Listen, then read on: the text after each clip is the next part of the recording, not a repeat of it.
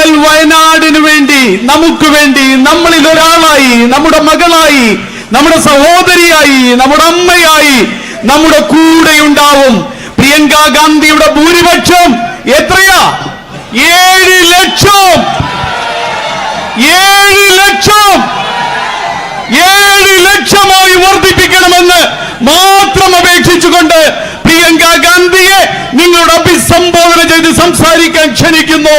Thank you.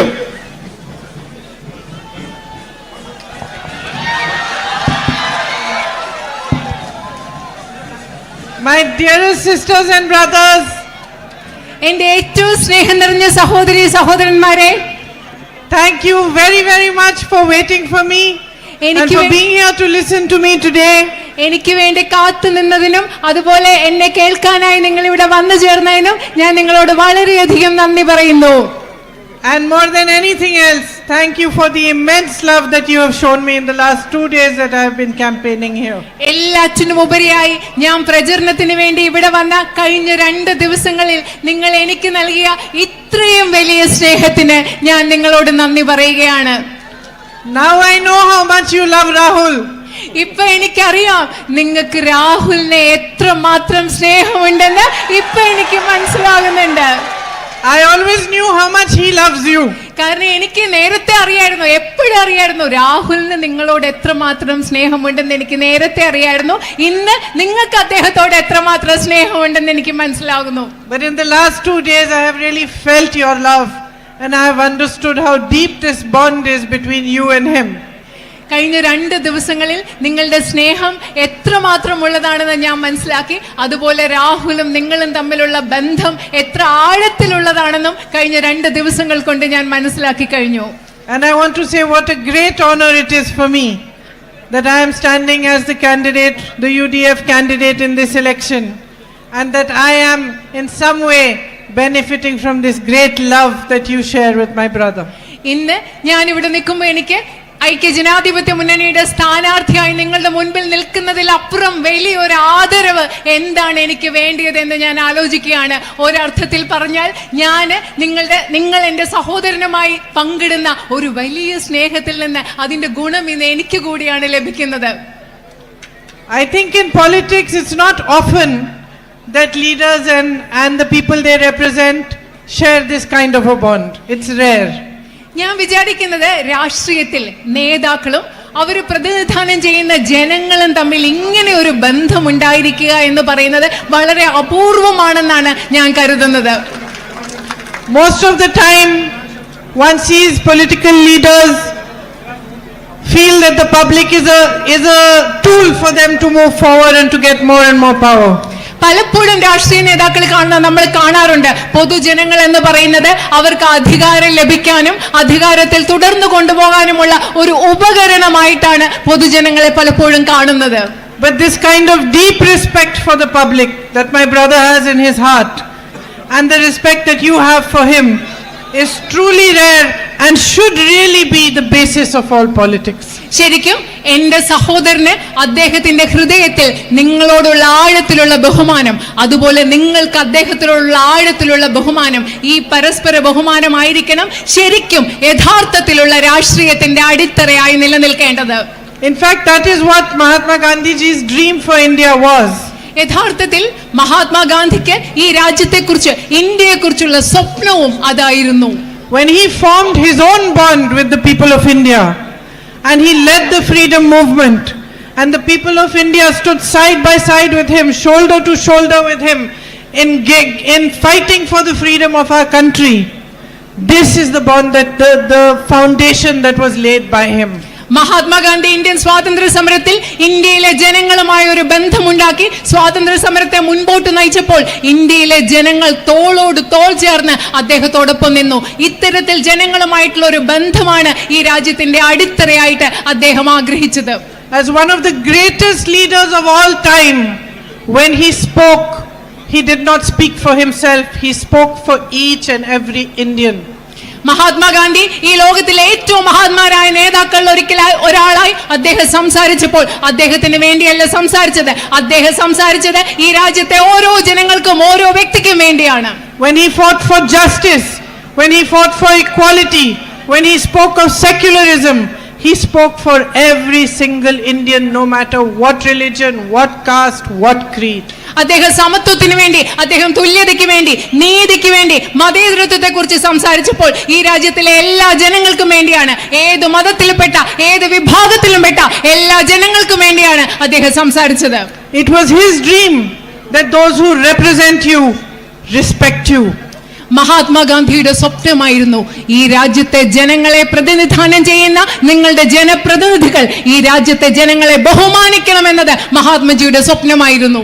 That those whom you elect to be your representatives, whether in parliament or whether in the assemblies, are people who come to you, who understand your problems, who come to your homes, discuss with you what the solutions can be, and then make policies to help you and to make you progress. അദ്ദേഹത്തിന്റെ സ്വപ്നമായിരുന്നു ജനപ്രതിനിധികളായി പാർലമെന്റിലേക്ക്, നിയമസഭയിലേക്ക് നിങ്ങൾ തെരഞ്ഞെടുക്കുന്നവർ നിങ്ങളുടെ വീടുകളിലെത്തി നിങ്ങളോട് സംസാരിക്കുന്നവർ, നിങ്ങളുടെ പ്രശ്നങ്ങൾ എന്താണെന്ന് മനസ്സിലാക്കുന്നവർ, ഈ പ്രശ്നം പരിഹരിക്കാൻ വേണ്ടി പ്രവർത്തിക്കുന്നവർ, അങ്ങനെയുള്ളവരായിരിക്കണം ജനപ്രതിനിധികൾ എന്നത് അദ്ദേഹത്തിന്റെ സ്വപ്നമായിരുന്നു. And yet today on this very land on which the Mahatma fought for our freedom, ഇന്ന് ഈ രാജ്യത്ത് എവിടെയാണോ മഹാത്മാഗാന്ധി നമ്മുടെ സ്വാതന്ത്ര്യത്തിന് വേണ്ടി പോരാടിയത് ആ നാട്ടിൽ, and on this very land where the indigenous tribal people of Wayanad fought for our freedom, ഇതേ ഭൂമിയിൽ തദ്ദേശീയരായ ആദിവാസി ജനങ്ങൾ എവിടെയാണോ വയനാട്ടിന്റെ ഭൂമിയിൽ ബ്രിട്ടീഷുകാർക്കെതിരെ നമ്മുടെ സ്വാതന്ത്ര്യത്തിന് വേണ്ടി പോരാടിയത് ആ നാട്ടിൽ, as part of India, we see what kind of governance there has been in our country for the last 10 years. അങ്ങനെ ഒരു രാജ്യത്ത് ഇന്ത്യയുടെ ഭാഗമായി നമ്മൾ കണ്ടുകൊണ്ടിരിക്കുകയാണ്. കഴിഞ്ഞ 10 വർഷങ്ങളായി ഈ രാജ്യത്ത് എങ്ങനെയുള്ള ഒരു ഭരണമാണ് നടന്നുകൊണ്ടിരിക്കുന്നതെന്ന് നമ്മൾ കണ്ടുകൊണ്ടിരിക്കുകയാണ്. We have seen the politics of communalism destroy every peaceful, every loving relationship between different religions. നമ്മൾ കണ്ടിട്ടുണ്ട് കഴിഞ്ഞ 10 വർഷങ്ങളായി വർഗീയതയുടെ രാഷ്ട്രീയം, വിവിധ മതങ്ങൾ തമ്മിലുള്ള സാഹോദര്യത്തെ, സമാധാനത്തെ ഇല്ലാതാക്കുന്ന കാഴ്ച ഈ രാജ്യത്ത് നമ്മൾ കണ്ടിട്ടുണ്ട്. They have tried to sow the seeds of fear, of anger, of hatred, of mistrust between different communities. വിവിധ സമുദായങ്ങൾക്കിടയിൽ ഭയത്തിന്റെ, ദ്വേഷത്തിന്റെ, വെറുപ്പിന്റെ വിത്തുകൾ വിതയ്ക്കാൻ അവർ ശ്രമിച്ചുകൊണ്ടിരിക്കുകയാണ്. And have you ever thought of why they do this? നിങ്ങൾ എപ്പോഴെങ്കിലും ആലോചിച്ചിട്ടുണ്ടോ എന്തുകൊണ്ടാണ് അവരിത് ചെയ്യുന്നതെന്ന്? Think of a family. Think of 3 brothers in a family. നിങ്ങൾ ഒരു കുടുംബത്തെ പറ്റി ആലോചിക്കുക, ഒരു കുടുംബത്തിലെ 3 സഹോദരങ്ങളെ പറ്റി ആലോചിക്കുക. And think that they are all working together. Maybe they have a factory or a business or a piece of land, and they all work together happily on that land. നിങ്ങൾ ആലോചിക്കുക, അവർക്ക് ഒരുപക്ഷെ ഒരു ഫാക്ടറി ഉണ്ടാകാം, ഒരു business ഉണ്ടാകാം, ഒരു വ്യവസായം ഉണ്ടാകാം, കുറച്ച് ഭൂമി ഉണ്ടാകാം. അവർ 3 പേരും ഒരുമിച്ച് ചേർന്നുകൊണ്ട് അതിനുവേണ്ടി പ്രവർത്തിച്ചുകൊണ്ടിരിക്കുന്ന ഒരു സാഹചര്യം നിങ്ങളൊന്ന് ആലോചിച്ച് നോക്കിക്കേ. They share equally what they earn so that each of their families progresses together. കാരണം അവർ 3 പേരും എന്തൊക്കെ സമ്പാദിക്കുന്നു അവർ തുല്യമായിട്ട് പങ്കിടുന്നു. കാരണം എല്ലാവരുടെയും കുടുംബങ്ങൾ ഒരുപോലെ പുരോഗതി പ്രാപിക്കുന്നു. And think that someone one day comes and fills their ears about each other and says that you should not trust your brother because he is going to take more than you, or you should not trust your sister. Think what will happen. ഇങ്ങനെ സന്തോഷമായിട്ട് ജീവിച്ചിരിക്കുന്ന സഹോദരങ്ങളുടെ ഇടയിലേക്ക് നിങ്ങളൊന്ന് ആലോചിച്ച് നോക്കുക. ഒരു ദിവസം ഒരാൾ വന്ന് അങ്ങോട്ടും ഇങ്ങോട്ടും പറഞ്ഞു കൊടുക്കുന്നു, നിങ്ങൾ നിങ്ങളുടെ സഹോദരനെ വിശ്വസിക്കരുത്, കാരണം ആ സഹോദരൻ നിങ്ങളെക്കാൾ കൂടുതൽ സഹോദരന് പൈസ ഉണ്ടാവും അല്ലെങ്കിൽ സഹോദരിക്ക് ഉണ്ടാകും എന്ന് പരസ്പരം അവരുടെ ഇടയിൽ ഒരാൾ വന്ന് പറയുന്ന അവസ്ഥ നിങ്ങളൊന്ന് ആലോചിച്ച് നോക്കിക്കേ. The strength of that family will be divided. ഇത് നടക്കുമ്പോൾ എന്താ സംഭവിക്കുന്നത്? ആ കുടുംബത്തിന്റെ ഐക്യം, ആ കുടുംബത്തിന്റെ ശക്തി ഇല്ലാതെ അവർ വിഭജിച്ചു പോകും. They will fight. അവർ അങ്ങോട്ടും ഇങ്ങോട്ടും പരസ്പരം പോരാടും. And no family, no country can benefit from this kind of a fight. ഇങ്ങനെ പരസ്പരമുള്ള ഒരു പോരാട്ടത്തിൽ നിന്ന് ഒരു കുടുംബത്തിന് ഗുണമുണ്ടാവില്ല. അതുപോലെ ഒരു രാജ്യത്തിനും അതിനുള്ളിലെ ആളുകൾ പരസ്പരം പോരാടുമ്പോൾ ഒരിക്കലും ഗുണമുണ്ടാവില്ല. If this were to happen in a family, then the person sowing those seeds of mistrust would be the only one who would benefit from the fight. ഇങ്ങനെ ഒരു കുടുംബത്തിൽ ഒരു സാഹചര്യം ഉണ്ടാവുകയാണെങ്കിൽ ആ കുടുംബത്തിലെ ആളുകളുടെ ഇടയിൽ അവിശ്വാസത്തിന്റെ വിത്ത് പാകിയ ആളാണോ ആ ആളിന് മാത്രമായിരിക്കും ഈ കുടുംബാംഗങ്ങളുടെ ഇടയിൽ ഉണ്ടാകുന്ന ഒരു പോരാട്ടത്തിൽ നിന്ന് ഗുണമുണ്ടാവുക. And in the same way this happens in politics. ഇതേ രീതിയിലാണ് രാഷ്ട്രീയത്തിലും നടന്നുകൊണ്ടിരിക്കുന്നത്. when you are told to fight each other, somebody is benefiting. നിങ്ങൾ ഓർക്കുക, നിങ്ങളോട് പരസ്പരം പോരാടാൻ പറയുമ്പോൾ ആർക്കോ ഇതിന്റെ ഗുണം കിട്ടിക്കൊണ്ടിരിക്കുകയാണ്. Somebody is using your emotions. നിങ്ങളുടെ വികാരങ്ങള് ആരോ ഉപയോഗിച്ചു കൊണ്ടിരിക്കുകയാണ്. And most of the time, it is the one who is sowing these seeds within you that is benefiting. കൂടുതൽ സമയത്തും നിങ്ങളുടെ ഉള്ളിൽ വിദ്വേഷത്തിന്റെ വിഭാഗീയതയുടെ വിത്തുകൾ പാകുന്നത് ആരാണോ അവരാണ് ഇതിൽ നിന്ന് ഗുണമുണ്ടാക്കിക്കൊണ്ടിരിക്കുന്നതെന്ന് നിങ്ങൾ മനസ്സിലാക്കണം. So the result of this kind of politics ruling us at the center for the last 10 years has been that you have been constantly distracted. കാരണം നമ്മുടെ രാജ്യത്തെ കഴിഞ്ഞ 10 വർഷങ്ങളായി ഇത്തരത്തിൽ ഭരിച്ചുകൊണ്ടിരിക്കുന്ന ഒരു രാഷ്ട്രീയത്തിന്റെ റിസൾട്ട്, ഈ രാഷ്ട്രീയത്തിന്റെ ഫലമായി സംഭവിക്കുന്നതെന്ന് വെച്ചാൽ നിങ്ങളുടെ ശ്രദ്ധ എപ്പോഴും നിരന്തരമായി നിങ്ങളുടെ ശ്രദ്ധ വ്യതിചലിപ്പിച്ചുകൊണ്ട് മാറ്റിക്കൊണ്ടിരിക്കുകയാണ്. And while you are distracted, while fear is being sowed in your hearts, somebody else is benefiting. The Prime Minister's big business friends, 5 or 6 of them, are reaping all the benefits of your distraction. നിങ്ങളുടെ ശ്രദ്ധ മാറ്റിക്കൊണ്ടിരിക്കുമ്പോൾ, നിങ്ങളുടെ മനസ്സിലൊക്കെ ഭയം ഇങ്ങനെ വിതച്ചുകൊണ്ടിരിക്കുമ്പോൾ ഇവിടെ കുറച്ചു പേർക്ക് ഗുണമുണ്ടാവുന്നുണ്ട്. ആർക്കാണ്? പ്രധാനമന്ത്രിയുടെ സുഹൃത്തുക്കളായ അതിസമ്പന്നരായ 5 or 6 വലിയ വ്യവസായികൾക്ക് ഇതിന്റെ ഫലം ഗുണമുണ്ടായിക്കൊണ്ടിരിക്കുകയാണ്. Without us even realizing, the public even realizing, all the ports, airports, subsidiaries of PSUs, big road projects, you name it, everything has been handed over to his businessmen. നമ്മൾ ആരും തിരിച്ചറിയുന്നതിന് മുമ്പ്, ഇവിടുത്തെ സാധാരണ ജനങ്ങൾ മനസ്സിലാക്കുന്നതിന് മുമ്പ് ഈ രാജ്യത്തെ തുറമുഖങ്ങൾ, ഈ രാജ്യത്തെ എയർപോർട്ടുകൾ, ഈ രാജ്യത്തെ റോഡുകൾ നിർമ്മിക്കാനുള്ള കരാറുകൾ, അതുപോലെ പൊതുമേഖലാ സ്ഥാപനങ്ങളുടെ അനുബന്ധ സ്ഥാപനങ്ങൾ, ഇതെല്ലാം പ്രധാനമന്ത്രിയുടെ സുഹൃത്തുക്കളായ വലിയ ബിസിനസ്സുകാർക്ക് നൽകിക്കൊണ്ടിരിക്കുകയാണ്. 16 lakh crores of rupees of loans have been written off for them. അവരുടെ 16 ലക്ഷം കോടി രൂപ വരുന്ന കടങ്ങൾ എഴുതി തള്ളുകയുണ്ടായി. And what about the farmers of our country? What about their loans? നമ്മുടെ രാജ്യത്തെ അവരുടെ 16 ലക്ഷം കോടി വരുന്ന തുക ലോണുകൾ, കടങ്ങൾ എഴുതി തള്ളിയപ്പോൾ നമ്മുടെ നാട്ടിലെ കർഷകരുടെ കടങ്ങൾക്ക് എന്താണ് സംഭവിച്ചത്? What about the much promised MSP for your rubber crop?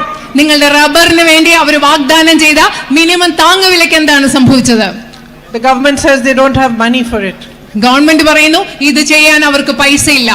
You educate your children, you work hard, you set up your own businesses, you work in the fields, you do whatever you can so that your children should be educated. നിങ്ങൾ നിങ്ങളുടെ കുട്ടികളെ പഠിപ്പിക്കാൻ വേണ്ടി നിങ്ങൾ business ഉണ്ടാക്കുന്നു, നിങ്ങൾ കർഷക തൊഴിൽ ചെയ്യുന്നു, നിങ്ങൾ നിങ്ങളുടെ കുട്ടികളെ പഠിപ്പിക്കാൻ വേണ്ടി നിങ്ങൾക്ക് സാധ്യമായതെല്ലാം നിങ്ങൾ ചെയ്യുകയാണ്. And what do you face? That after educating them, they can't get jobs anywhere. നിങ്ങൾ നേരിടുന്ന അവസ്ഥ പക്ഷെ എന്താണ്? നിങ്ങളുടെ കുഞ്ഞുങ്ങളെ നിങ്ങൾ പഠിപ്പിച്ചു കഴിഞ്ഞാൽ പിന്നെ അവർക്ക് ജോലി കിട്ടാനുള്ള ഒരു സാഹചര്യമില്ല. Because there is no focus on manufacturing, there is no focus on small businesses. All these shops I see in front, the ice store, this one, Diadem Medicals, the bakery, the Fusion World, all these are your small businesses. What has happened in the last 10 years? First you had demonetization, then you got GST, which has confused you and created all sorts of hurdles before you. നിങ്ങൾ കുട്ടികൾക്ക് ജോലി വേണം, പക്ഷെ ജോലിയില്ല. കാരണം നമ്മൾ ഉൽപാദന മേഖലയിൽ ശ്രദ്ധിക്കുന്നില്ല. ഇവിടെയുള്ള ഐസ് സ്റ്റോർ ഉണ്ട്, ഗോൾഡ് സിറ്റി ഉണ്ട്, ഇതുപോലെ ധാരാളം കടകളുണ്ട്. ഇങ്ങനത്തെ ചെറിയ ചെറിയ കടകളിൽ ചെറിയ ചെറിയ വ്യാപാര സ്ഥാപനങ്ങളിൽ തൊഴിലുണ്ടാക്കുന്നതിനെ പറ്റി അവർ ശ്രദ്ധിക്കുന്നില്ല. ഗവൺമെന്റിന്റെ നോട്ട് നിരോധനവും GSTയും ഒക്കെ വന്ന ശേഷം, ചരക്ക് സേവന നികുതിയൊക്കെ വന്ന ശേഷം ഈ ചെറിയ സ്ഥാപനങ്ങളെ, വ്യാപാര സ്ഥാപനങ്ങളെ മുഴുവൻ ആശയക്കുഴപ്പത്തിലാക്കുകയാണ് ഉണ്ടായത്. No policies have been made to strengthen you. നിങ്ങളെ ശക്തിപ്പെടുത്തുന്നതിന് വേണ്ടി ഈ രാജ്യത്ത് ഒരു നയങ്ങളും ഉണ്ടാക്കുന്നില്ല. To strengthen agriculture. കൃഷിയെ, കാർഷിക വൃത്തിയെ ശക്തിപ്പെടുത്താനുള്ള നയങ്ങൾ ഇവിടെ ഉണ്ടാകുന്നില്ല. Where houses should be given to tribal peoples, their rights on their land should be given to them. Better access to healthcare, better access to education should be given to them. What has happened? Their lands are being snatched away from them in state after state and handed over to the Prime Minister's businessmen friends. നമ്മുടെ ആദിവാസി സമൂഹത്തിൽപ്പെട്ടവർക്ക് മെച്ചപ്പെട്ട വീടുകൾ നൽകണം, അവർക്ക് ആരോഗ്യ സൗകര്യങ്ങൾ നൽകണം, വിദ്യാഭ്യാസ സൗകര്യങ്ങൾ നൽകണം. പക്ഷെ അതിനു പകരം ഈ രാജ്യത്ത് എന്താണ് സംഭവിക്കുന്നത്? നമ്മുടെ ആദിവാസി സമൂഹത്തിൽപ്പെട്ടവരുടെ ഭൂമി എടുത്തു മാറ്റി പ്രധാനമന്ത്രിയുടെ സുഹൃത്തുക്കളായ സമ്പന്നരായ വ്യവസായികൾക്ക് നൽകുകയാണ് ഈ രാജ്യത്ത് നടന്നുകൊണ്ടിരിക്കുന്നത്. A disaster takes place in Wayanad. There is a massive landslide. People lose their livelihood. People lose their entire families. I met little children who had lost every single member of their family. വയനാട്ടിൽ ഒരു വലിയ പ്രകൃതി ദുരന്തം നടന്നു, മണ്ണിടിച്ചിൽ നടന്നു, ഉരുൾപൊട്ടൽ നടന്നു. അവിടെ ജീവിതത്തിലെല്ലാം നഷ്ടപ്പെട്ട, കുടുംബങ്ങളെ നഷ്ടപ്പെട്ട അവരെ ഞാൻ കണ്ടു, വീടുകൾ നഷ്ടപ്പെട്ട, ജീവനോപാധി നഷ്ടപ്പെട്ടവരെ കണ്ടു, എല്ലാം നഷ്ടപ്പെട്ട കൊച്ചു കുഞ്ഞുങ്ങളെ ഞാൻ അവിടെ കണ്ടു. And the result of the BJP's kind of politics is that the Prime Minister comes here, he meets the victims of that tragedy, but for months he does not release the funds that they need to make their lives better again. നിങ്ങൾക്കറിയോ BJP പ്രവർത്തിക്കുന്ന BJPയുടെ രാഷ്ട്രീയത്തിന്റെ ഫലം എന്താണെന്നറിയോ? ഈ വയനാട്ടിൽ ഇത്രയും വലിയ ദുരന്തം ഉണ്ടായപ്പോൾ ആ ദുരന്തത്തിൽ അതിജീവിച്ചവരെ കാണാൻ പ്രധാനമന്ത്രി ഇവിടെ വന്നു, അവിടുത്തെ ആളുകളെ കണ്ട് സംസാരിച്ചു. പക്ഷെ അവർക്ക് ആവശ്യമുള്ള, അവർക്ക് അർഹതപ്പെട്ട സാമ്പത്തിക സഹായം ഇതുവരെ നൽകാൻ അവർ തയ്യാറായിട്ടില്ല. You have a huge issue of man-animal conflict here. ഇവിടെ മനുഷ്യ വന്യജീവി സംഘർഷം എന്ന് പറയുന്ന ഒരു വലിയ ഇഷ്യൂ, ഒരു വലിയ പ്രശ്നം നിങ്ങൾ നേരിടുന്നുണ്ട്. Something that needs a concerted effort so that a good solution can be found. എല്ലാവരും കൂടെ ചർച്ച ചെയ്യാനുള്ള ഒരു പരിശ്രമം വേണം, ഇതിന് കൃത്യമായ നല്ലൊരു പരിഹാരം കണ്ടുപിടിക്കാനുള്ള ഒരു പരിശ്രമം ഇവിടെ വേണം. Instead, suddenly the government announces ESA and puts 13-14 villages into that zone without so much as consulting the people who live on that land. പക്ഷെ അതിനു പകരം എന്താ ചെയ്യുന്നത്? ഭൂമിയിൽ ഇവിടെ താമസിക്കുന്ന ആളുകളോടൊന്നും ചർച്ച ചെയ്യാതെ ഗവൺമെന്റ് പ്രത്യേകിച്ച് ഒരു ദിവസം പരിസ്ഥിതി ആഘാത പഠനം നടത്തി പരിസ്ഥിതി മേഖലകൾ പ്രഖ്യാപിച്ച് നിങ്ങളുടെ ഗ്രാമങ്ങളെ അതിനകത്തേക്ക് കൊണ്ടുവരുന്നു. അവിടെ ഒരു ചർച്ചയും നടക്കുന്നില്ല. Suddenly from one day to the next new rules apply to you. ഒരു ദിവസം മുതൽ മറ്റൊരു ദിവസം പുതിയ നിയമങ്ങൾ നിങ്ങളുടെ ജീവിതത്തിൽ പ്രാബല്യത്തിൽ വരികയാണ്. And your voice remains unheard. നിങ്ങളുടെ ശബ്ദം കേൾക്കാതെ ഇരിക്കുകയാണ്. So my sisters and brothers, if there is a time when your voice needs to be heard loud and clear, the voice of every single Indian needs to echo all across this nation, it is now. എന്റെ പ്രിയപ്പെട്ട സഹോദരന്മാരുടെ, നിങ്ങളുടെ ശബ്ദം ഏറ്റവും വ്യക്തമായും ഏറ്റവും ഉച്ചത്തിലും കേൾക്കേണ്ട ഒരു സമയമുണ്ടെങ്കിൽ, രാജ്യം മുഴുവൻ, ഈ രാജ്യത്തെ ഓരോ വ്യക്തിയുടെയും ശബ്ദം പ്രതിധ്വനിക്കേണ്ട ഒരു സമയമുണ്ടെങ്കിൽ ആ സമയം ഇന്നാണെന്ന് ഞാൻ നിങ്ങളോട് പറയുകയാണ്. Each one of you represent all that is beautiful about our nation. ഇവിടെയുള്ള നിങ്ങൾ ഓരോരുത്തരും പ്രതിനിധാനം ചെയ്യുന്നത് നമ്മുടെ രാജ്യത്ത് ഏറ്റവും മനോഹരമായിട്ടുള്ളത് എന്താണോ അതിനെയാണ് ഇവിടെയുള്ള നിങ്ങൾ ഓരോരുത്തരും പ്രതിനിധാനം ചെയ്യുന്നത്. Yes, you also. You're looking at you have a beautiful smile. Yeah. നിങ്ങൾക്ക് മനോഹരമായ ഒരു പുഞ്ചിരിയുണ്ട്. Why? Because here in Wayanad you have always stood for what is right. എന്തുകൊണ്ടാണ് ഞാൻ അങ്ങനെ പറയുന്നത്? കാരണം വയനാട്ടിലെ ജനങ്ങൾ എല്ലാ കാലത്തും എന്താണോ ശരി അതിനു വേണ്ടി നിലകൊണ്ടിട്ടുള്ള ജനങ്ങളാണ് നിങ്ങൾ. This has been your history. ഇത് നിങ്ങളുടെ ചരിത്രമാണ്. There is so much natural beauty here, but you have beauty of the spirit. ഇവിടെ മനോഹരമായ പ്രകൃതി സൗന്ദര്യം ധാരാളമുണ്ട്. പക്ഷെ അത് മാത്രമല്ല, നിങ്ങൾക്കുള്ളിന്റെ ഉള്ളിൽ വരുന്ന നിങ്ങളുടെ ചൈതന്യത്തിന് ഒരു സൗന്ദര്യമുണ്ട്. Today the whole world is recognizing that my brother is fighting for the truth and he's been fighting alone. ഇന്ന് ലോകം മുഴുവൻ തിരിച്ചറിയുകയാണ്, എന്റെ സഹോദരൻ സത്യത്തിന് വേണ്ടി പോരാടിക്കൊണ്ടിരിക്കുകയാണ്, സത്യത്തിന് വേണ്ടി അദ്ദേഹം തനിയെ പോരാടിക്കൊണ്ടിരിക്കുകയാണെന്ന് ഇന്ന് ലോകം മുഴുവൻ തിരിച്ചറിയുന്നു. But you, my sisters and brothers, recognized it the minute you saw his face. പക്ഷേ ലോകം മുഴുവൻ ഇന്നത് തിരിച്ചറിയുമ്പോൾ എന്റെ സഹോദരന്മാരായ നിങ്ങൾ ഓരോരുത്തരും അദ്ദേഹത്തിന്റെ മുഖം കണ്ട നിമിഷം അദ്ദേഹം സത്യത്തിന് വേണ്ടി പോരാടുന്ന ആളാണെന്ന് നിങ്ങൾ തിരിച്ചറിഞ്ഞു. You are the light that the whole of India should see. Where Hindus, Muslims, Christians live as brothers and sisters. No fighting, no anger, no hatred. നിങ്ങൾ ഇന്ത്യ മുഴുവൻ കാണേണ്ട പ്രകാശമാണ് ഇവിടെയുള്ള ജനങ്ങൾ. ഇവിടെ ഹിന്ദുവും മുസ്ലിം ക്രിസ്ത്യാനിയും ഒരു പ്രശ്നവുമില്ലാതെ ഒരുമിച്ച് സാഹോദര്യത്തോടെ ജീവിക്കുന്ന നിങ്ങൾ എന്ന് പറയുന്നത്. You are the dream that Mahatma Gandhi dreamt. Mahatma Gandhi കണ്ട സ്വപ്നമാണ് നിങ്ങൾ, ഇവിടെയുള്ള വയനാട്ടിലെ ജനങ്ങൾ. And here, standing here on this stage in front of you, I can tell you from my heart, there is no greater honor for me than to be given the chance to represent you in Parliament. ഇന്ന് ഈ സ്റ്റേജിൽ നിങ്ങളുടെ മുമ്പിൽ നിന്ന് എനിക്ക് പറയാൻ കഴിയും, നിങ്ങളെ ഇന്ത്യൻ പാർലമെന്റിൽ പ്രതിനിധീകരിക്കുക എന്നതിലുപരി അതിലും വലിയ ഒരു ആദരവ് എനിക്ക് കിട്ടാനില്ല എന്ന് എനിക്ക് നിങ്ങളോട് പറയാൻ സാധിക്കും. Plus, I have been a housewife now for 30 years, more than 30 years. So I have a really loud voice. My husband will tell you. ഞാൻ 35 വർഷമായി വീടൊക്കെ നോക്കുന്ന ഒരു വീട്ടമ്മയാണ്. അതുകൊണ്ട് എനിക്ക് നല്ല ശബ്ദമുള്ള ഉയർച്ചയുള്ള ഒരു ശബ്ദമുണ്ട്. എൻ്റെ ഹസ്ബൻഡ് അത് നിങ്ങളോട് പറയും. And when I fight sisters, I really fight. ഞാൻ ഫൈറ്റ് ചെയ്യുമ്പോൾ ഉണ്ടല്ലോ എൻ്റെ സഹോദരിമാരെ, നിങ്ങൾക്ക് അറിയാവുന്ന പോലെ ഞാൻ നല്ല ഫൈറ്റ് ചെയ്യുമ്പോൾ, യുദ്ധം ചെയ്യുമ്പോൾ, വഴക്കുണ്ടാക്കുമ്പോൾ ഞാൻ നല്ല ശക്തമായിട്ട് പോരാടുന്ന ആളാണ്. So you have a fighter here for you. If you choose to support me and you choose to make me your MP, I will not disappoint you. I will raise your voice on every platform. നിങ്ങൾക്ക് അതുകൊണ്ട് എൻ്റെ സഹോദരിമാരെ, നിങ്ങൾക്ക് ഇവിടെ ഒരു പോരാളിയുണ്ട്. നിങ്ങൾക്ക് വേണ്ടി പോരാടാനുള്ള ഒരു പോരാളി ഇവിടെയുണ്ട്. നിങ്ങളുടെ ശബ്ദം ഇന്ത്യൻ പാർലമെന്റിലും എല്ലാ വേദികളിലും ഞാൻ ഉയർത്തും. നിങ്ങളെ ഒരിക്കലും ഞാൻ നിരാശപ്പെടുത്തുകയില്ല. But you have already accepted me as your family, and you are, as I said, my sisters and brothers. So I have already dedicated myself, and I want you to know that I will be committed to you for the rest of my life. പക്ഷേ നിങ്ങൾ ഇപ്പോൾ തന്നെ നിങ്ങളുടെ കുടുംബമായിട്ട് എന്നെ ഉൾക്കൊണ്ടു, നിങ്ങളുടെ കുടുംബമായിട്ട് എന്നെ അംഗീകരിച്ചിരിക്കുന്നു. ഞാൻ നിങ്ങളോട് ഇപ്പോൾ തന്നെ നിങ്ങളുടെ സേവനത്തിൽ ഞാൻ എന്നെ സമർപ്പിച്ചിരിക്കുകയാണ്. ഞാൻ എല്ലാ കാലവും നിങ്ങളോട് പ്രതിബദ്ധതയുള്ളവളായിരിക്കും എന്ന് ഞാൻ നിങ്ങളോട് ഉറപ്പ് നൽകുകയാണ്. നിങ്ങളുടെ സേവനത്തിന് വേണ്ടി ഞാൻ എന്നെ സമർപ്പിക്കുകയാണ്. Thank you for all the love you have given me and all the respect you are giving me. I will not let you down. നിങ്ങൾ നൽകിയ എല്ലാ സ്നേഹത്തിനും ബഹുമാനത്തിനും ഞാൻ നന്ദി പറയുന്നു. നിങ്ങളെ ഞാൻ ഒരിക്കലും നിരാശപ്പെടുത്തുകയില്ല. Thank you. നന്ദി.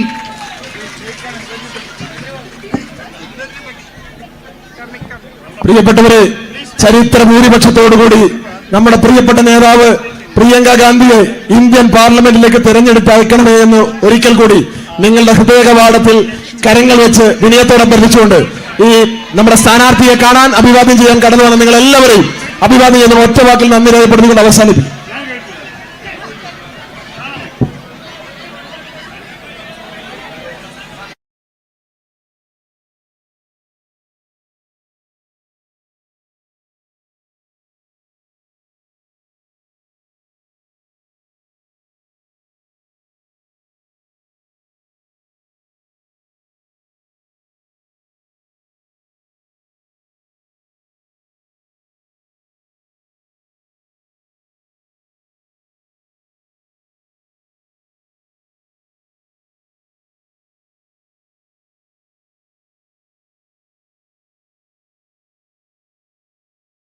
സോണി പ്രിയങ്ക ഗാന്ധി ഇതാ ഈ വേദിയിലേക്ക് കടന്നു വന്നിരിക്കുന്നു.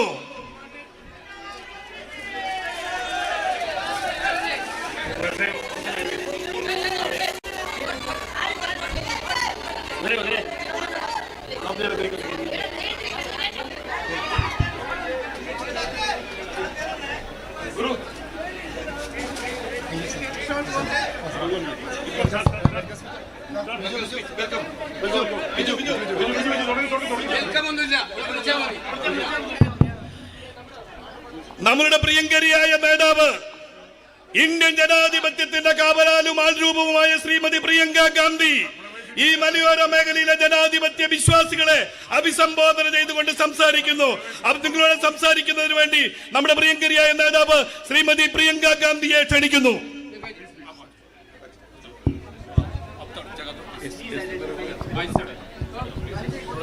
My dearest sisters and brothers, എൻ്റെ ഏറ്റവും സ്നേഹം നിറഞ്ഞ സഹോദരി സഹോദരന്മാരെ, all my colleagues who are here with me today, എൻ്റെ കൂടെ ഇന്നിവിടെയുള്ള എൻ്റെ പ്രിയപ്പെട്ട സഹപ്രവർത്തകരെ, I thank you from the bottom of my heart for the love you have given me. നിങ്ങൾ എനിക്ക് നൽകിക്കൊണ്ടിരിക്കുന്ന സ്നേഹത്തിന് എൻ്റെ ഹൃദയത്തിൻ്റെ ആഴങ്ങളിൽ നിന്ന് ഞാൻ നിങ്ങളോട് നന്ദി പറയുകയാണ്. Every single moment since I have set foot here in Wayanad, I have only felt your love and affection, and you have welcomed me into your homes, into your hearts like one of your own. വയനാട്ടിൽ എപ്പോഴാണോ ഞാൻ കാലെടുത്ത് വെച്ചത് അന്ന് മുതൽ നിങ്ങളുടെ സ്നേഹമാണ് ഞാൻ അനുഭവിച്ചുകൊണ്ടിരിക്കുന്നത്. നിങ്ങളുടെ വീടുകളിലേക്ക്, നിങ്ങളുടെ ഹൃദയങ്ങളിലേക്ക് നിങ്ങൾ എന്നെ കൊണ്ടുവന്നിരിക്കുകയാണ്, സ്വാഗതം ചെയ്തുകൊണ്ടിരിക്കുകയാണ്. The first day when I came here, I was going to my hotel and my car was stopped by some men and they wanted to talk to me, and one of them said he was from the army and he said that his mother wanted to see me. ഞാൻ ആദ്യം ഇങ്ങോട്ട് വന്നപ്പോൾ പോകുമ്പോൾ വഴിയിൽ car നിർത്തിയിട്ട് അവിടെ 3-4 പേരുണ്ടായിരുന്നു. അതിലൊരാൾ പറഞ്ഞു അദ്ദേഹം ആർമിയിൽ നിന്നുള്ള ആളായിരുന്നു, അദ്ദേഹത്തിൻ്റെ അമ്മയ്ക്ക് എന്നെ കാണണമെന്ന് അദ്ദേഹം എന്നോട് പറഞ്ഞു. So I said, take me home. So we walked to his house, and as I entered his home, I saw his mother standing there. And she didn't know I was coming, but she saw me. Her face lit up with joy, and she hugged me and held me close to her as if I was her own daughter. അതില്ല, അദ്ദേഹം എന്നോട് പറഞ്ഞു വീട്ടിൽ പോയി അമ്മയ്ക്ക് എന്നെ കാണണം. അപ്പം ഞാൻ അദ്ദേഹത്തോട് പറഞ്ഞു ശരി നമുക്ക് വീട്ടിലേക്ക് പോവാം. ഞങ്ങൾ വീട്ടിലേക്ക് നടന്നു. രാത്രിയായ സമയമായിരുന്നു. വീട്ടിൽ ചെന്നപ്പോൾ അദ്ദേഹത്തിൻ്റെ അമ്മ അവിടെ ഇരിക്കുന്നുണ്ടായിരുന്നു. ആ അമ്മയ്ക്ക് അറിയില്ലായിരുന്നു ഞാൻ വരുന്നുണ്ടായിരുന്നെന്ന്. പക്ഷെ എന്നെ കണ്ടപ്പോൾ അമ്മയുടെ ആ സന്തോഷം കൊണ്ട് മുഖത്താകെ തെളിച്ചായി. എന്നെ കെട്ടിപ്പിടിച്ചു, ചേർത്ത് പിടിച്ചു. ഞാൻ അമ്മയുടെ മകൾ എന്ന പോലെ ആ അമ്മ എന്നെ ചേർത്ത് പിടിച്ചു. And then she took me inside her home. She made me sit down. Her name is Frisia. And she put her rosary in my hand.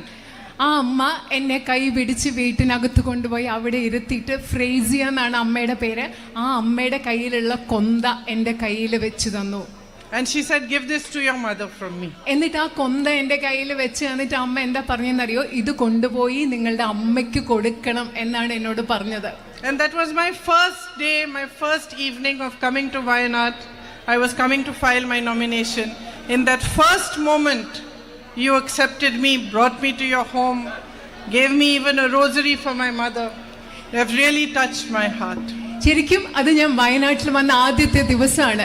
Nomination paper കൊടുക്കാൻ, നാമനിർദ്ദേശ പത്രിക സമർപ്പിക്കാൻ ആദ്യമായിട്ട് ഇവിടെ വന്ന ആ വൈകുന്നേരം നിങ്ങൾ എന്നെ വീട്ടിൽ കൊണ്ടുപോയി എനിക്കൊരു കൊന്ത തന്നു, എൻ്റെ അമ്മയ്ക്ക് നൽകാൻ ഒരു കൊന്ത തന്നു. ആ അനുഭവം ശരിക്കും എൻ്റെ മനസ്സിനെ സ്പർശിച്ച ഒരു അനുഭവമാണ്.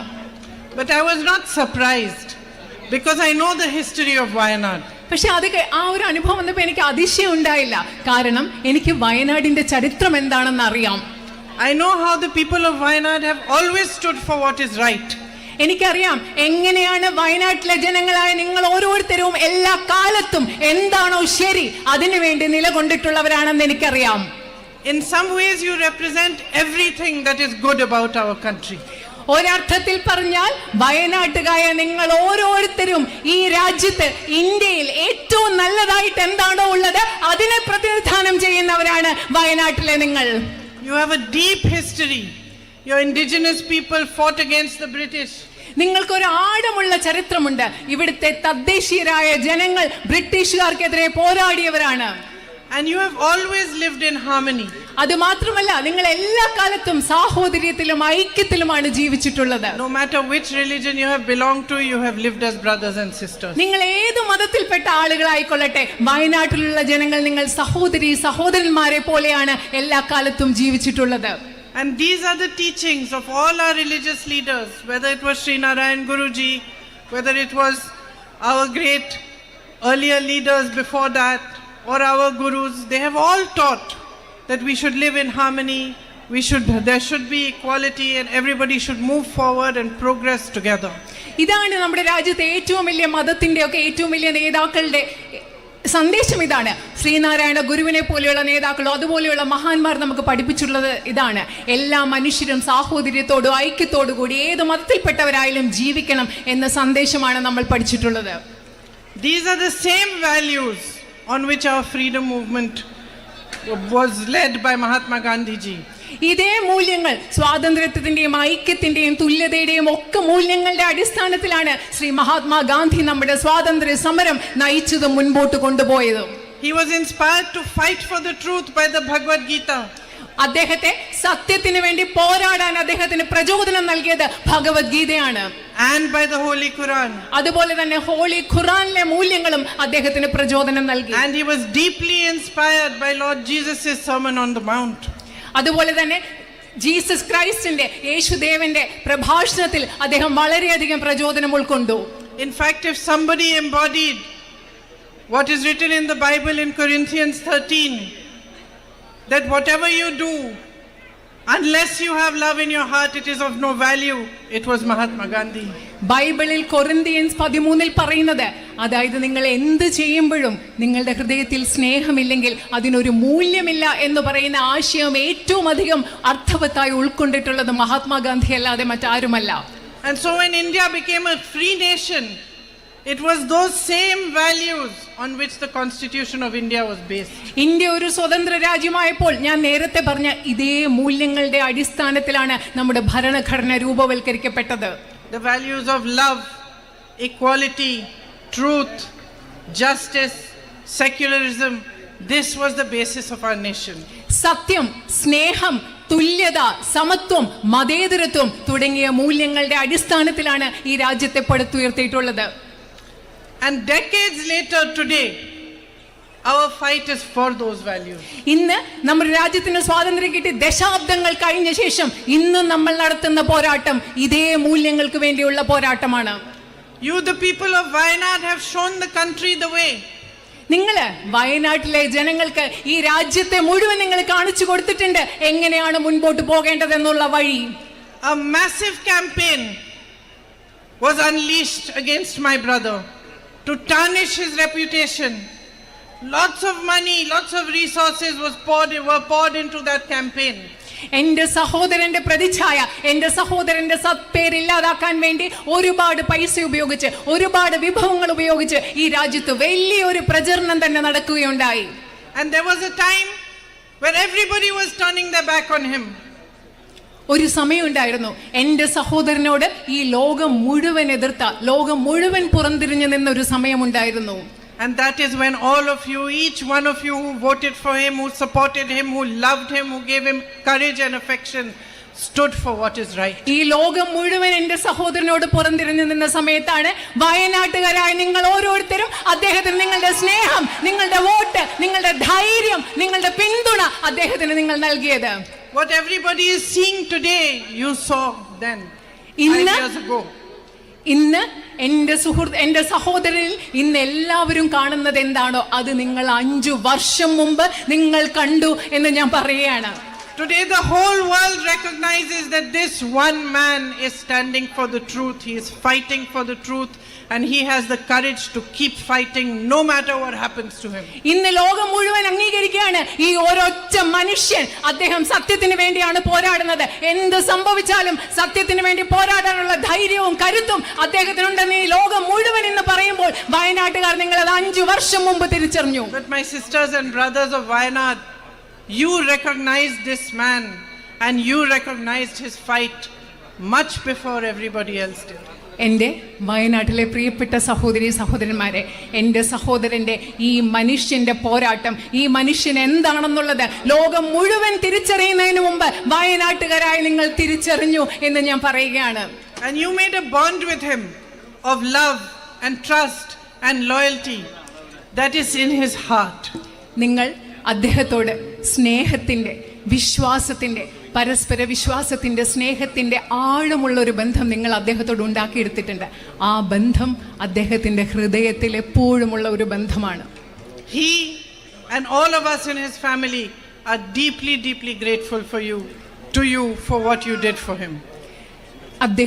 അദ്ദേഹം മാത്രമല്ല, ഞങ്ങളുടെ കുടുംബത്തിലെ ഓരോ അംഗവും വയനാട്ടുകാരായി നിങ്ങൾ അദ്ദേഹത്തിന് വേണ്ടി എന്താണോ ചെയ്തത്, വയനാട്ടുകാരായി നിങ്ങൾ അദ്ദേഹത്തിന് വേണ്ടി എന്താണോ ചെയ്തത് അതിനുവേണ്ടി ഞങ്ങൾ ഓരോരുത്തരോടും നിങ്ങളോട് എന്നെന്നും കടപ്പെട്ടിരിക്കുന്നവരായിരിക്കുമെന്ന് ഞാൻ പറയുകയാണ്. It is you who gave him the courage to walk 4,000 kilometers across India in the name of unity and peace. ഐക്യത്തിന് വേണ്ടി, സമാധാനത്തിന് വേണ്ടി ഈ രാജ്യം മുഴുവൻ 4000 കിലോമീറ്റർ നടക്കാനുള്ള ധൈര്യം എന്റെ സഹോദരന് കൊടുത്തത് വയനാട്ടുകാരായ നിങ്ങളാണ്. I am his sister, so I can tell you how sad he was to leave you. ഞാൻ അദ്ദേഹത്തിന്റെ സഹോദരിയാണ്, അതുകൊണ്ട് എനിക്കറിയാം വയനാട്ടിലെ നിയോജക മണ്ഡലം ഉപേക്ഷിച്ചു പോകേണ്ടി വന്നപ്പോൾ, നിങ്ങളെ ഉപേക്ഷിച്ചു പോകേണ്ടി വരാൻ അദ്ദേഹത്തിന് എന്തുമാത്രം വിഷമമുണ്ടെന്ന് അദ്ദേഹത്തിന്റെ സഹോദരിയായി എനിക്കറിയാം. And for me, there is no greater example than what kind of relationship people and their leaders should have than the relationship between Rahul and you. രാഹുലും നിങ്ങളും തമ്മിലുള്ള ബന്ധത്തിൽ ഉപരിയായി ഒരു നേതാവും ജനങ്ങളും തമ്മിലുള്ള ബന്ധം എങ്ങനെ ആയിരിക്കണം എന്നതിന് എനിക്ക് മറ്റൊരു ഉദാഹരണത്തിന്റെ ആവശ്യമില്ല. Because when politics becomes only about being powerful, only about staying in power by any means, whether it is dividing people, spreading hatred, spreading anger, creating situations like you have seen in Manipur and in other states, then the whole basis of politics becomes completely wrong. രാഷ്ട്രീയം എന്ന് പറയുന്നത് ഏത് വിധേയം അധികാരത്തിൽ നിലനിൽക്കുന്നതിന് വേണ്ടി, അധികാരം നേടുന്നതിന് വേണ്ടി ജനങ്ങളെ വിഭജിച്ചുകൊണ്ട്, നിങ്ങൾ മണിപ്പൂരിൽ കാണുന്നത് പോലെ ജനങ്ങളെ വിഭജിച്ചുകൊണ്ട് മുൻപോട്ട് പോകുമ്പോൾ രാഷ്ട്രീയത്തിന്റെ അടിസ്ഥാനം തന്നെ തെറ്റായി മാറുന്നു. When there is no respect for people, those very people who have put you in power, those very people who have put you in the position to be a minister or an MLA or an MP or a prime minister, when you lose respect for those very people, then you lose respect for the nation and for the country. നിങ്ങളെ മന്ത്രിയാക്കിയ, നിങ്ങളെ MLA ആക്കിയ, നിങ്ങളെ പ്രധാനമന്ത്രിയാക്കിയ ജനങ്ങളോട്, ഈ രാജ്യത്തെ ജനങ്ങളോടുള്ള ബഹുമാനം, നിങ്ങൾക്ക് അടിസ്ഥാന ബഹുമാനം നഷ്ടപ്പെടുമ്പോൾ നിങ്ങൾക്ക് ഈ രാജ്യത്തോടുള്ള അടിസ്ഥാനപരമായ ബഹുമാനമാണ് നഷ്ടപ്പെടുന്നത്. Today all of us standing on this stage in front of you know in our hearts that we can't stand here unless you support us. ഇന്ന് ഈ സ്റ്റേജിൽ നിൽക്കുന്ന ഞങ്ങൾ എല്ലാവർക്കും ഹൃദയത്തിന്റെ ആഴങ്ങളിൽ അറിയാം, നിങ്ങൾ ഞങ്ങളെ പിന്തുണച്ചില്ലെങ്കിൽ ഈ വേദിയിൽ നിന്ന് നിൽക്കാൻ ഞങ്ങൾക്ക് പറ്റില്ല എന്നുള്ളത് ഞങ്ങൾക്ക് ആഴത്തിൽ അറിയാം. This is not our greatness or our power that we are standing here. It is your greatness, it is your power that we are reflecting back to you. ഞങ്ങൾ ഈ വേദിയിൽ നിൽക്കുന്നത് ഞങ്ങളുടെ മഹത്വമല്ല, ഞങ്ങളുടെ ശക്തിയല്ല, ഇത് നിങ്ങളുടെ ശക്തിയാണ്. നിങ്ങളുടെ ശക്തി കൊണ്ട്, നിങ്ങളുടെ മഹത്വം കൊണ്ടാണ് ഞങ്ങൾ ഇവിടെ നിൽക്കുന്നത്. നിങ്ങളുടെ ശക്തിയും മഹത്വവും പ്രതിഫലിപ്പിച്ച് നിങ്ങളിലേക്ക് തരികയാണ് ഇവിടെ നിന്ന് ഞങ്ങൾ ചെയ്യുന്നത്. But what are we seeing in our country? What kind of politics are we seeing today? For the last 10 years, what is it that we have all witnessed? പക്ഷെ നമ്മൾ ഇന്ന് നമ്മുടെ രാജ്യത്ത് എന്താണ് കണ്ടുകൊണ്ടിരിക്കുന്നത്? ഏത് തരത്തിലുള്ള ഒരു രാഷ്ട്രീയമാണ് നമ്മുടെ രാജ്യത്ത് കണ്ടുകൊണ്ടിരിക്കുന്നത്? കഴിഞ്ഞ 10 വർഷങ്ങളായി നമ്മൾ എന്തിനാണ് സാക്ഷിയായി കൊണ്ടിരിക്കുന്നത്? We have witnessed complete disrespect for the people of India. നമ്മൾ ഈ കഴിഞ്ഞ 10 വർഷങ്ങളായി കണ്ടുകൊണ്ടിരിക്കുന്നത് ഈ രാജ്യത്തെ ജനങ്ങളോട് പൂർണ്ണമായ ബഹുമാനമില്ലാത്ത ഒരവസ്ഥയാണ്.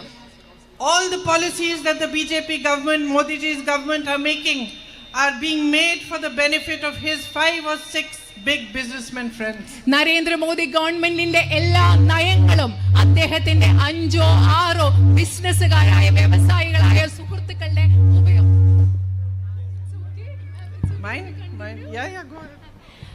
നരേന്ദ്രമോദിയുടെ സുഹൃത്തുക്കളായ 5 or 6 ബിസിനസ്സുകാരുടെ ഗുണത്തിന് വേണ്ടി മാത്രമാണ് ഇവിടെ നയങ്ങൾ ഉണ്ടാക്കിക്കൊണ്ടിരിക്കുന്നത്. Policies are not made to benefit you. നിങ്ങളുടെ ഉപയോഗത്തിന് വേണ്ടിയല്ല, നിങ്ങൾക്ക് വേണ്ടിയല്ല ഈ രാജ്യത്തെ നയങ്ങൾ ഉണ്ടാക്കിക്കൊണ്ടിരിക്കുന്നത്. There is no compassion for farmers. Here you have a tradition of agriculture, and agriculture is the basis of your community, and yet you are continuously promised MSP for your crops and you don't get it. ഇവിടുത്തെ കർഷകരോട് യാതൊരു അനുതാപവും അനുകമ്പയും ഇല്ല. നിങ്ങൾക്ക് ഇവിടെ കൃത്യമായ നിങ്ങൾക്കൊരു കൃഷിയുടെ പാരമ്പര്യമുണ്ട്, കാർഷിക വൃത്തിയുടെ പാരമ്പര്യമുണ്ട്. നിങ്ങൾക്ക് വീണ്ടും വീണ്ടും ഒരു മിനിമം താങ്ങുവില വാഗ്ദാനം നൽകുകയാണ്, പക്ഷെ അത് നിങ്ങൾക്ക് ഇതുവരെ ലഭിച്ചിട്ടില്ല. Tribal peoples and farmers are under attack across the country. ഈ രാജ്യം മുഴുവനും നമ്മുടെ കർഷകരും ആദിവാസികളും ആക്രമിക്കപ്പെട്ടുകൊണ്ടിരിക്കുകയാണ്.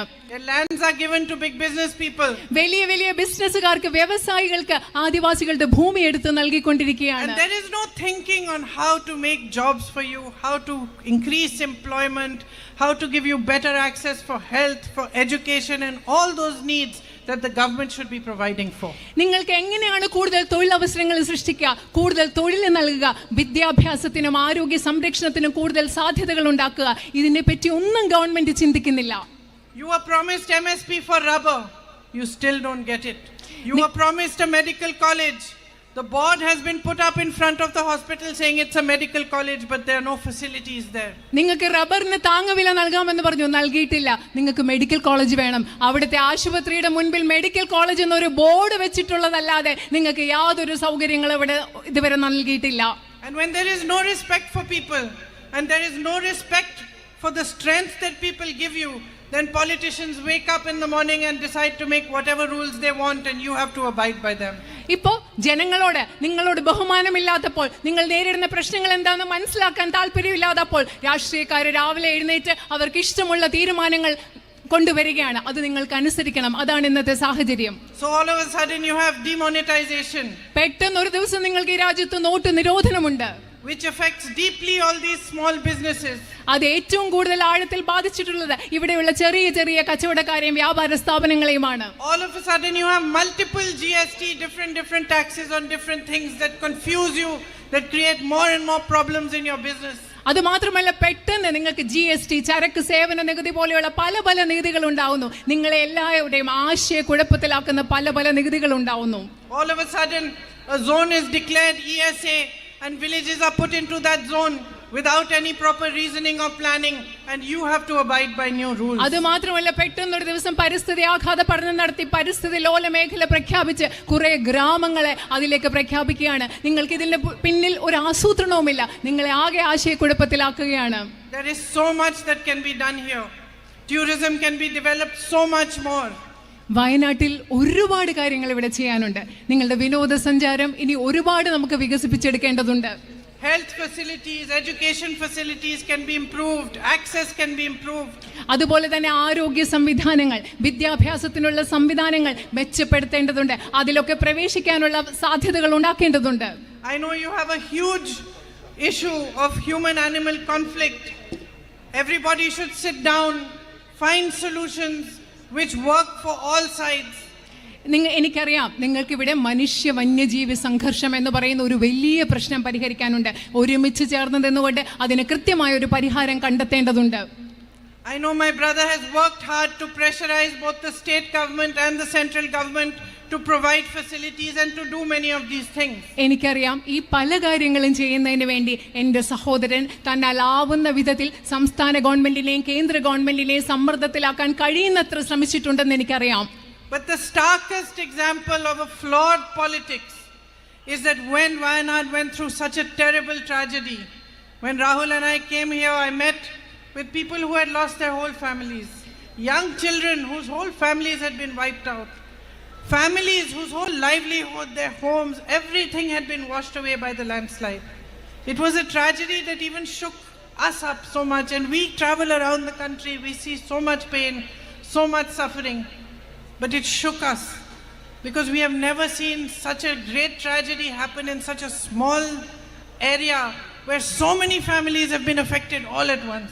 വയനാട്ടിൽ നടന്ന നമ്മൾ എങ്ങും കണ്ടിട്ടില്ലാത്ത ഒരു ദുരന്തം, ഒരു വലിയ ഇവിടെ മണ്ണിടിച്ചിലുണ്ടായ വലിയ ദുരന്തം നടന്ന രാഹുലും ഞാനും ഇവിടെ വന്നപ്പോൾ മനുഷ്യരുടെ ജീവിതം എല്ലാം നഷ്ടപ്പെട്ട മനുഷ്യര്, കുഞ്ഞുങ്ങള് എല്ലാം നഷ്ടപ്പെട്ട കുഞ്ഞുങ്ങളെ, കുടുംബത്തെ മുഴുവൻ നഷ്ടപ്പെട്ട മനുഷ്യര്, ഇത് ഞങ്ങളെ ആകെ ഉലച്ചു. ഞങ്ങൾ ഈ രാജ്യം മുഴുവൻ സഞ്ചരിക്കുന്നവരാണ്. ഈ ദുഃഖം കാണുമ്പോൾ ഇത്രയും ചെറിയ സ്ഥലത്തുണ്ടായ ഇത്രയും വലിയൊരു ദുരന്തത്തിന്റെ വ്യാപ്തി രാഹുലിനെയും എന്നെ ഇവിടെ വന്നപ്പോൾ വല്ലാതെ ഉലച്ചു കളഞ്ഞു.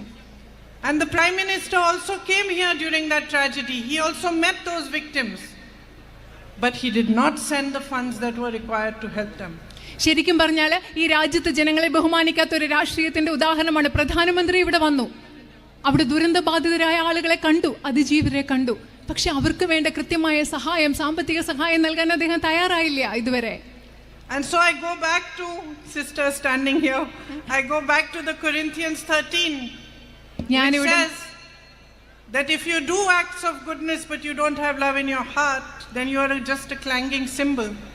ഞാൻ അവിടെ നിൽക്കുന്ന എൻ്റെ സഹോദരിമാരുടെ അടുത്തേക്ക് പോയി, അവിടെ സിസ്റ്റേഴ്സ് ഉണ്ട്, സിസ്റ്റേഴ്സിനോട് പോയിട്ട് വീണ്ടും ഞാൻ നേരത്തെ പറഞ്ഞ കൊറിന്ത്യൻസ് 13 പറയുന്ന ആ വാചകം പറയാണ്, നിങ്ങൾ നല്ല കാര്യങ്ങൾ ചെയ്യുന്നു, പക്ഷേ നിങ്ങളുടെ ഹൃദയത്തിൽ നല്ല കാര്യങ്ങൾ ചെയ്യുന്നതിൽ സ്നേഹമില്ലെങ്കിൽ ആ പ്രവൃത്തിക്ക് യാതൊരു അർത്ഥവുമില്ല, അത് വെറും ഒരു പ്രതീകം മാത്രമായി മാറുകയാണ്. And what bigger symbol of this can it be that the Prime Minister comes here, he meets the victims of the tragedy, he promises them he is going to help, and then for months he does not send the funds to help them. അതുപോലെ ഹൃദയത്തിൽ സ്നേഹമില്ലാതെ ഒരു കാര്യം ചെയ്യുന്നതിൽ നിങ്ങൾക്ക് ഏത് വേറെ ഉദാഹരണം വേണം? പ്രധാനമന്ത്രി ഇവിടെ വന്നു, ഈ ദുരന്തബാധിതരായ ആളുകളെ സന്ദർശിച്ചു, അവർക്ക് എല്ലാ സഹായവും വാഗ്ദാനം ചെയ്തു, പക്ഷെ ദിവസങ്ങൾ മാസങ്ങളായിട്ടും ഇതുവരെ അവർക്ക് വേണ്ട സഹായം കൊടുത്തിട്ടില്ല എന്നതിൽ പരം മറ്റൊരു ഏത് ഉദാഹരണമാണ് നിങ്ങൾക്ക് വേണ്ടത്? So this strain of politics that is prevalent in the country today, in which only power matters and people do not matter, needs to be changed. അതുകൊണ്ട് ഈ രാജ്യത്ത് ഇന്ന് നിലനിൽക്കുന്ന രാഷ്ട്രീയം, അതില് ജനങ്ങൾക്ക് പ്രാധാന്യമില്ലാത്ത, അധികാരത്തിന് മാത്രം പ്രാധാന്യമുള്ള ഈ രാഷ്ട്രീയം, ഇന്ന് നിലനിൽക്കുന്ന രാഷ്ട്രീയം മാറിയേ പറ്റൂ ഈ രാജ്യത്ത്. You need to remind the country you need to remind the leaders of the BJP that it is the people who have power in a democracy. നിങ്ങൾ ഈ രാജ്യത്തെ നിങ്ങൾ മനസ്സിലാക്കി കൊടുക്കണം, ഈ രാജ്യത്തെ ഓർമ്മിപ്പിക്കണം, BJPയെ നിങ്ങൾക്ക് ഓർമ്മിപ്പിക്കണം. ഒരു ജനാധിപത്യത്തിൽ അധികാരം എന്ന് പറയുന്നത് ജനങ്ങളുടെ കയ്യിലാണെന്ന് BJPയെയും ഈ രാജ്യത്തെ നിങ്ങൾ ഓർമ്മിപ്പിക്കണം. And your greatest power is your vote. നിങ്ങളുടെ ഏറ്റവും വലിയ ശക്തി എന്ന് പറയുന്നത് നിങ്ങളുടെ വോട്ടാണ്. This is the power the Constitution has given you to change your futures. നിങ്ങളുടെ ഭാവി മാറ്റാൻ വേണ്ടി ഇന്ത്യൻ ഭരണഘടന നിങ്ങൾക്ക് നൽകിയിട്ടുള്ള ശക്തിയാണ് നിങ്ങളുടെ വോട്ട് എന്ന് പറയുന്നത്. I want to help you to chart a new future for yourselves. നിങ്ങൾക്ക് വേണ്ടി ഒരു ഭാവി ഉണ്ടാക്കിയെടുക്കാൻ, ഒരു ഭാവി രൂപവൽക്കരിക്കാൻ, അതിന് വഴിയൊരുക്കാൻ ഞാൻ നിങ്ങളെ സഹായിക്കാൻ, നിങ്ങളോടൊപ്പം നിൽക്കാൻ എനിക്ക് ആഗ്രഹമുണ്ട്.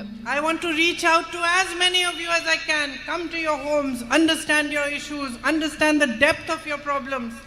I want to know which are the biggest issues and how we can tackle them and how we can move forward to pressurize the governments to act on your behalf.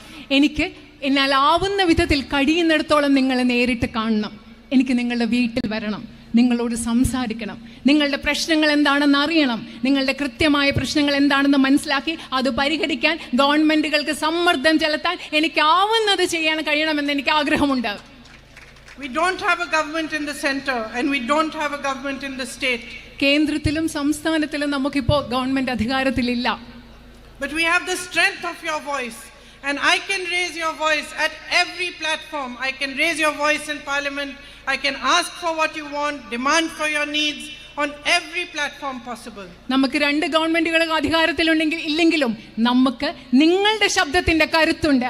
ആ ശബ്ദത്തിന്റെ കരുത്തിൽ നിങ്ങളുടെ പ്രശ്നങ്ങൾ ഇന്ത്യൻ പാർലമെന്റിലും സാധ്യമായ ഏത് വേദിയിലും ഉയർത്താനും നിങ്ങളുടെ പ്രശ്നങ്ങൾ പരിഹരിക്കുന്നതിന് വേണ്ടി പോരാടാനും എനിക്ക് സാധിക്കും. For me, your love is sacred. എന്നെ സംബന്ധിച്ചിടത്തോളം നിങ്ങളുടെ വയനാട്ടുകാരുടെ സ്നേഹം എന്ന് പറയുന്നത് പരിപാവനമായി, പുണ്യമായി ഞാൻ കരുതുന്നു. Each one of you is a responsibility for me. Each one of you is a duty.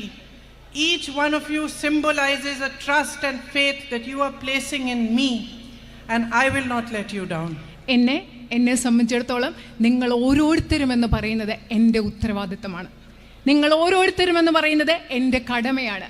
നിങ്ങൾ ഓരോരുത്തരും എനിക്ക് നിങ്ങളോടുള്ള ഉത്തരവാദിത്വത്തിൻ്റെ, നിങ്ങൾ എന്നിൽ അർപ്പിക്കുന്ന വിശ്വാസത്തിൻ്റെ, സ്നേഹത്തിൻ്റെ പ്രതീകമാണ്.